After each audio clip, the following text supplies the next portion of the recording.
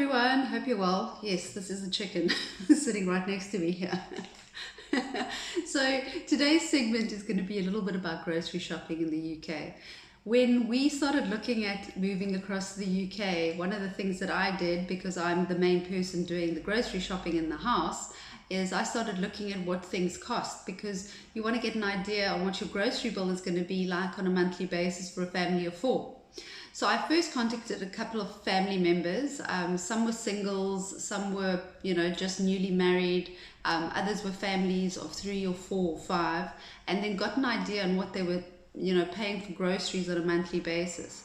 But then you've also got to take into account the kind of family you are, and the kind of food you enjoy eating, and if you like treating yourselves, and if you guys enjoy snacks and you enjoy certain foods that are perhaps more pricey than others, if you're looking at gluten-free, organic or whatever.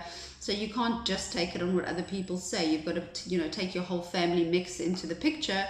And then do the research. So for me, it's one of those things I tell everyone is do the research. And the reason why is each town has got different grocery stores, right? So I can speak to you about Guildford because that's where I live, and I know the grocery stores in the area now after 2 months of being here.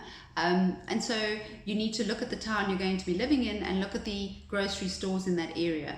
And before you even come across, you can do a little bit of comparable shopping, like look at the basic items that you buy on a weekly basis. Your really basic things, your butter, your bread, your milk, cheese, yogurt, a couple of meats, etc., your rice, your pasta, those sort of things. So you want to get an idea on what those things are going to cost you on a monthly basis, right? So that you've got an idea on, whether you're going to be spending £500 a month or £600 a month or £700 a month on groceries, depending on your family size and what your requirements are. So I did that. I went and did the research, but then I also inquired with a couple of families and some friends that we had. They came back to me with emails and said, oh, this is what things cost. And, then I got a better idea. Moving into the town, you then start looking around at these supermarkets. Now, everyone's got their own likes and dislikes about supermarkets. So, coming from South Africa, I did a lot of my shopping at Woolworths and Checkers. Those were the two stores that I mainly shopped at. Woolworths mainly for their meats, and then their fruits and their vegetables, which I found just to taste better. The quality was great, it lasted longer, and I'd rather pay the extra couple of rands for the quality. So that was where I got my fruits and vegetables and my meat. And then my other goodies, I would generally go to a Checkers, but sometimes if there was a special at Pick n Pay or Spar, I would go there. In the UK, in Guildford, we've got different supermarkets, obviously. So if you want to compare Woolworths to anything here, you would probably compare it to a Marks and Spencer. And very similar in their style, in the kind of foods they have available.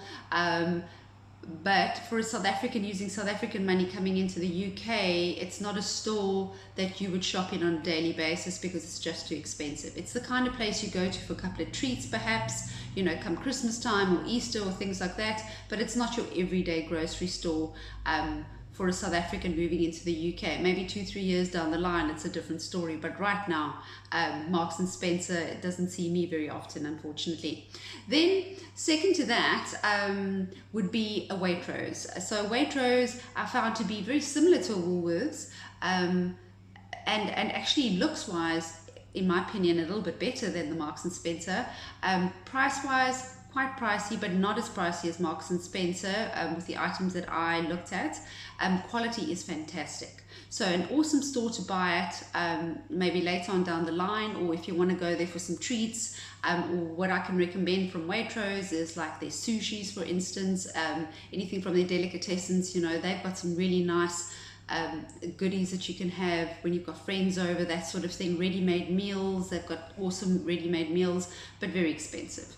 Then the rest of them are all kind of on a par, I would say, except for Aldi's, who I find is a little bit cheaper. So then you're looking at Tesco's, Sainsbury's, and Co-op in our area. And then after that, I'd say Aldi's. So Aldi's, I'm putting them at the bottom, but their quality isn't at the bottom. Their quality is actually quite good. They're kind of like I get the macro feel from them, if I can say it like that, a macro feel, but Quality is good, and you can get things in smaller packaging. It's not like the macro where you've got to buy the bulk. They generally only have their branded stuff, so you've got to be willing to test and try things and see what you like and dislike, but their pricing is really good. So I do a lot of my bulk stuff from Aldi's,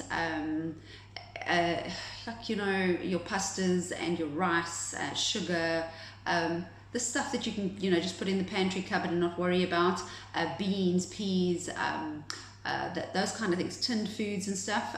They're very reasonably priced there. And then their meats are actually not too bad, but you've got to shop around. So you'll find that you'll like certain things and you won't like others. So Aldi's at the bottom, Marks and Spencer at the top. Below Marks and Spencer would be Waitrose, in my opinion. And then you've got Sainsbury's and Tesco in my town. So my shop of choice would be Sainsbury's. If I had to just choose one, would be Sainsbury's. They've got a huge selection of everything. They've got a nice pharmacy in there. They also sell clothing. So it's kind of like a pick and pay, but on steroids. And their quality is good. Pricing is kind of okay. Tesco, I've been there twice now, and to be honest with you, my opinion is I don't enjoy their stuff. I find their quality is not great. Yeah, so for me, Tesco is not an option, but a lot of people like Tesco. So yeah, I suppose you're going to find your own thing.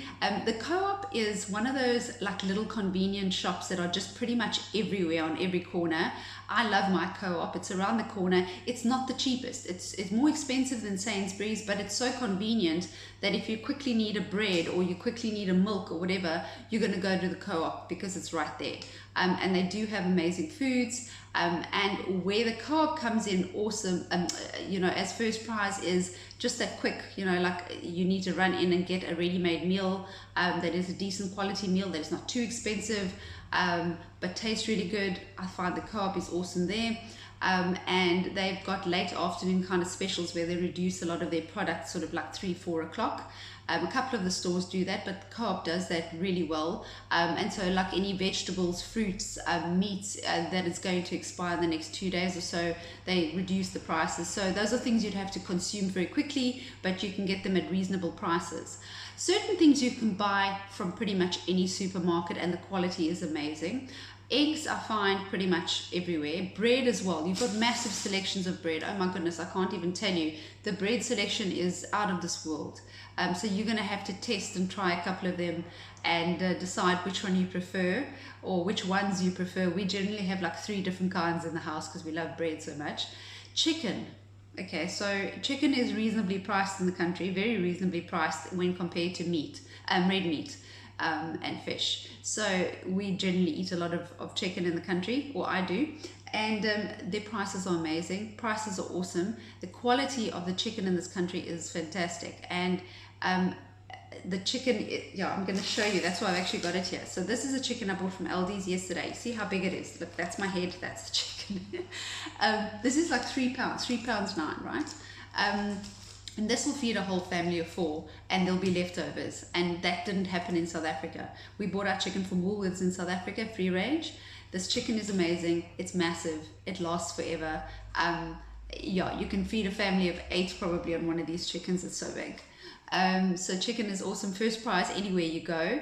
And then you're going to find certain places where you prefer some things to other things, like our honey, for instance. You know, you'll end up buying your honey from the Co-op because you prefer the Co-op's honey versus Sainsbury's honey or whatever, you know, as it is in South Africa as well. You're going to find certain things. Like when we first came to the country, the kids love Nutella, but Nutella was just so expensive. So I'm like, no, you can't go with Nutella. And we found one from Sainsbury's, which is their own brand. And this is an amazing one, and it tastes just like Nutella, so and it costs half the price.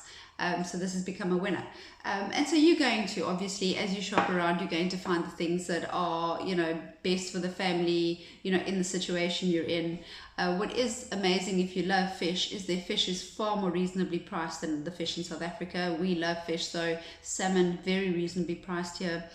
Tuna as well. A lot of the stuff is frozen, but it doesn't matter. It's really lovely. And cold meats. They've got massive selections of cold meats and very reasonably priced cold meats as well. Your ready-made sushis and things are quite expensive.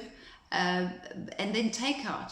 Takeout is one of those things where you can, if you're looking for specials, then you can get a couple of good bargains every now and then. Look at what I did was I kind of went and Googled, Tuesday specials in Guildford, and then looked around and saw, okay, there's a Tuesday special here or there, whatever.